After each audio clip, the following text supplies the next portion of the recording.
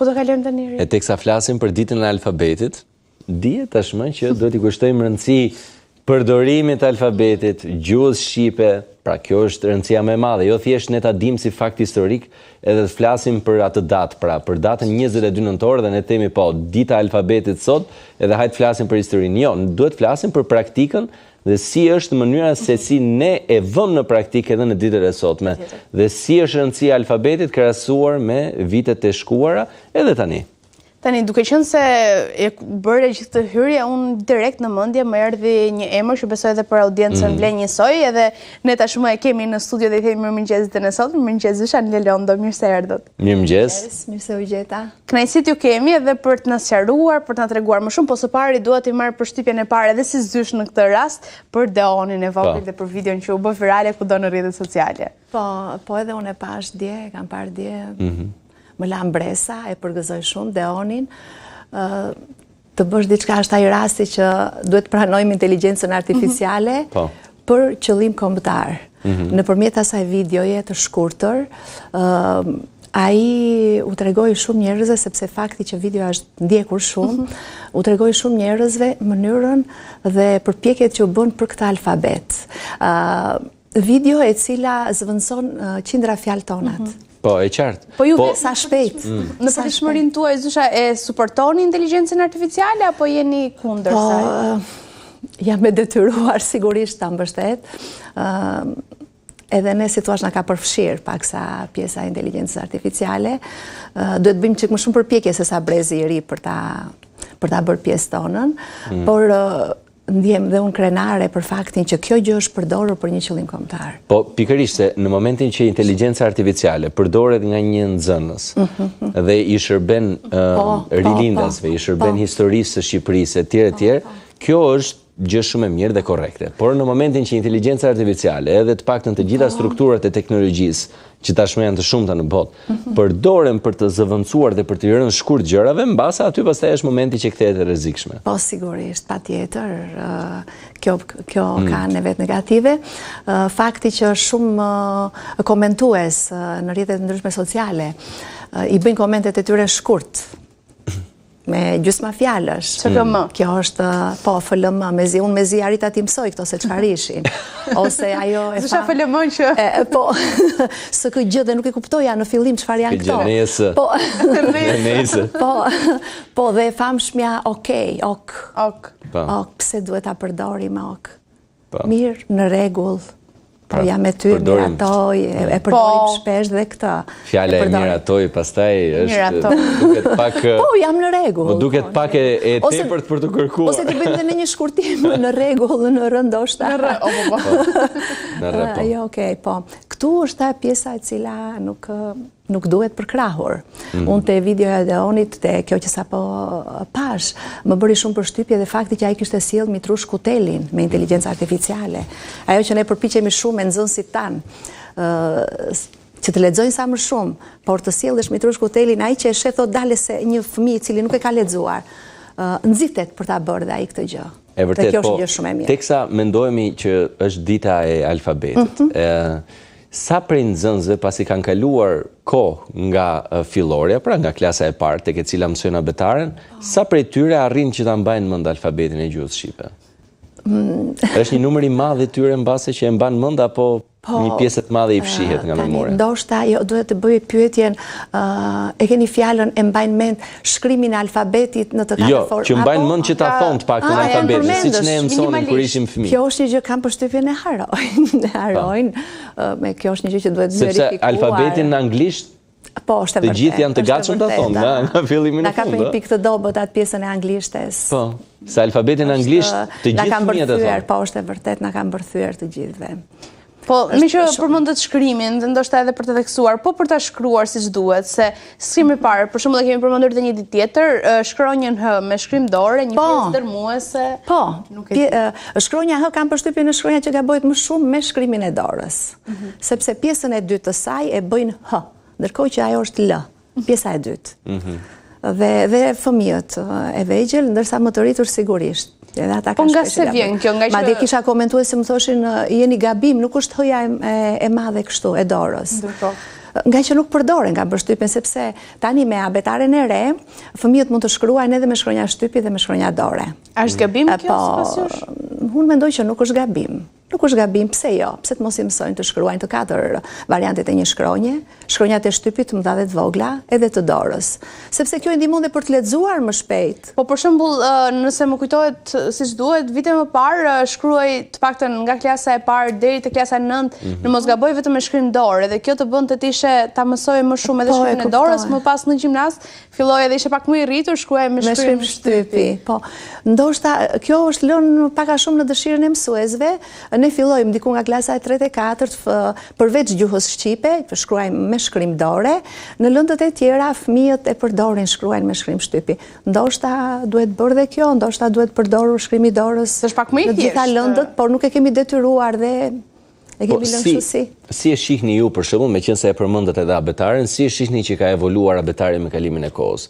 Është përmirësuar apo mbase ka dhe element tek abetari që ju do të donë të ishin ndryshe? Me kjo është një gjë tamam për ekspertët, megjithatë unë si mësuese jo, të pak gjithmonë në opinionin tuaj. Mua më pëlqen kjo abetare, i ka të ndërthurura dhe pjesën ka futur një element të ri pjesën e dëgjimit, nuk e kanë pasur abetaret e reja, se sigurisht abetaret do përshtaten me zhvillimet, pra nuk mund të kishim një abetare të kohëve të kaluara. Nuk besoj se është problemi thjesht abetarja, është problemi se si praktikohet kjo gjuhë. Domethënë si shkruhet, si përdoret jo vetëm në shkollë, por në familje dhe në institucione të tjera. Tu është problemi pra kyç. Prandaj ne edhe në ditë si kjo e sotme, pra ditë alfabeti, pavarësisht se ishte ditën e shtunë, por ne sot po e festojmë se nuk kishim emision të shtunën. Kështu që në ditë si kjo e sotme, absolutisht që vëmendjen ne nuk duhet të japim thjesht faktit që okay, shumë bukur që është dita e alfabetit, po sa po jepet rëndësi gjuhës shqipe në ditët e sotme? Kjo është rëndësia kryesore që ne duhet themi. Po sa po jepet rëndësi. Unë doja të cilja një fakt në lidhje me numrin e orëve mësimore të gjuhës huaj dhe të gjuhës shqipe. Ka disa vjet që gjuha shqipe është pjesë e një lënde së bashku me letërsinë. Pra dikur kanë qenë të ndara si lëndë, gjuha shqipe më vete dhe letërsia më vete, ndërkohë që tashmë janë bashk. Por numri orëve kam përshtypjen që nuk është i mjaftueshëm. Është i përditshëm, vjen të jetë nga është i përditshëm, në mos gaboj, fillon me klasën e parë janë 8 orë në javë, më pas bëhet 6 orë në klasë të 3 në mos gaboj, në klasë të 4-5 bëhet 5 orë në javë gjuhë dhe letërsi shqipe. Ndërkohë që gjuha e huaj është 3 orë në javë. Anglishtja në rastin ton, dhe më pas në 9 vjeçare futen dhe 2 orë të tjera në gjuhë huaj, si të thuash bëhet e barazvlefshme 5 orë gjuhë dhe letërsi shqipe, 5 orë gjuhë huaja. Gjuhë huaja që njëra është anglisht dhe tjetra është një gjuhë e dytë, sipas marrëveshjeve që kanë bërë ministria me shtetet e huaja.